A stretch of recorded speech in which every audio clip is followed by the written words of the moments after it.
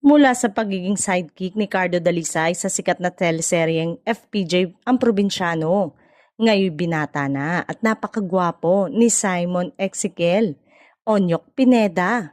Si Onyok ay unang nasilayan ng publiko noong 2015 bilang ang masayahin at palabirong batang kasakasama ni Coco Martin sa probinsyano.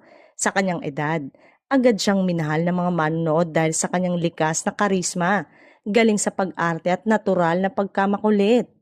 Ngunit sa kabila ng kasikatan, pinili ni Onyok na huminto muna sa showbiz noong 2017 upang bigyang pansin ang kanyang pag-aaral. Ayon kay Coco Martin, suportado nito ang desisyon ni Onyok na makapagtapos ng pag-aaral.